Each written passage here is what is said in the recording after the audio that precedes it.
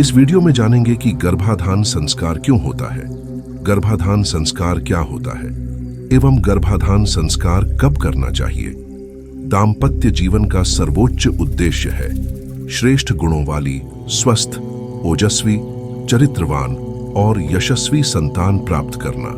स्त्री पुरुष की प्राकृतिक संरचना ही ऐसी है कि यदि उचित समय पर संभोग किया जाए तो संतान होना स्वाभाविक ही है, किंतु गुणवान संतान प्राप्त करने के लिए माता पिता को विचार पूर्वक इस कर्म में प्रवृत्त होना पड़ता है। श्रेष्ठ संतान की प्राप्ति के लिए विधि विधान से किया गया संभोग गर्भाधान संस्कार कहा जाता है। इसके लिए माता पिता को शारीरिक और मानसिक रूप से अपने आप को तैयार करना होता है, क्योंकि आने वाली संतान उनके ही आत्म का प्रतिरूप है। इसीलिए तो पुत्र को आत्मज और पुत्री को आत्मजा कहा जाता है। गर्भाधान के संबंध में स्मृति संग्रह में लिखा है, निषेकाद वैजिकम चयनो गार्भिकम चापमृज्यते क्षेत्र संस्कार सिद्धिश्चा गर्भाधान फलम स्मृतम। अर्थात विधि पूर्वक संस्कार से युक्त गर्भाधान से अच्छी और सुयोग्य संतान उत्पन्न होती है। इस संस्कार से वीर्य संबंधी तथा गर्भ संबंधी पाप का नाश होता है, दोष का मार्जन तथा क्षेत्र का संस्कार होता है। यही गर्भाधान संस्कार का फल है। पर्याप्त खोजों के बाद चिकित्सा शास्त्र भी इस निष्कर्ष पर पहुंचा है कि गर्भाधान के समय स्त्री पुरुष जिस भाव से भावित होते हैं उसका प्रभाव उनके रज्जवीर्य में भी पड़ता है। अतः उस रज्जवीर्यजन्य संतान से माता पिता के वे भाव स्वतः ही प्रकट हो जाते हैं। सुश्रुत संहिता में भी कहा है, आहाराचार चेष्टा भिर्यादृशोभिः समन्वितो स्त्री पुंसो समुपेयाताम तयोः पुत्रोपि तादृशः। अर्थात स्त्री और पुरुष जैसे आहार, व्यवहार तथा चेष्टा से संयुक्त होकर परस्पर समागम करते हैं, उनका पुत्र भी वैसे ही स्वभाव का होता है। धन्वंतरी भगवान का कहना है, ऋतु स्नान के बाद स्त्री जैसे पुरुष का दर्शन करती है वैसा ही पुत्र उत्पन्न होता है।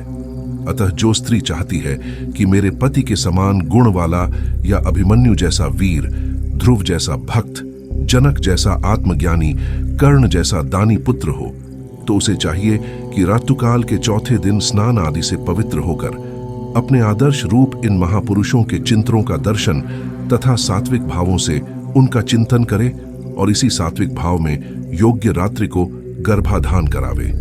रात्रि के तृतीय प्रहर 12 से 3 बजे की संतान हरिभक्त और धर्मपरायण होती है।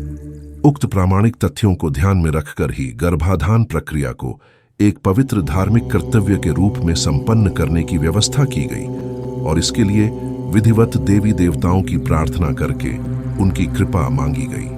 वर्जित संभोग, संतान प्राप्ति के उद्देश्य से किए जाने वाले संभोग के लिए अनेक वर्जनाएं भी निर्धारित की गई हैं, जैसे गंदी या मलिन अवस्था में, मासिक धर्म के समय, प्रातः या सायं की संधिवेला में, अथवा चिंता, भय, क्रोध आदि मनोविकारों के पैदा होने पर भी गर्भाधान नहीं करना चाहिए। दिन में गर्भाधान करने से उत्पन्न संतान दुराचारी और अधम होती है।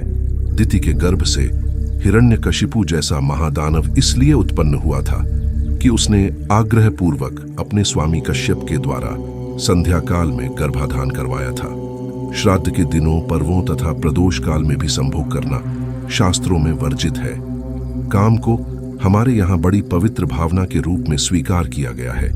श्रीमद् भागवत गीता में कहा गया है, धर्मा विरुद्धो भूतेषु कामोऽस्मि। शुभ मुहूर्त में शुभ मंत्र से प्रार्थना करके गर्भाधान करें। इस विधान से कामुकता का दमन तथा मन शुभ भावना से युक्त हो जाता है। अगर इस वीडियो को देखकर और सुनकर आपको अच्छा लगा हो एवं हमारे हिंदू सनातन धर्म की थोड़ी सी भी जानकारी आपको अच्छी लगी हो तो लाइक, कमेंट और इस वीडियो को ज्यादा से ज्यादा शेयर करें ताकि हमारे सनातन धर्म का प्रसार प्रचार बढ़े एवं और भी लोगों को यह जानकारी मिले। जय श्री राम।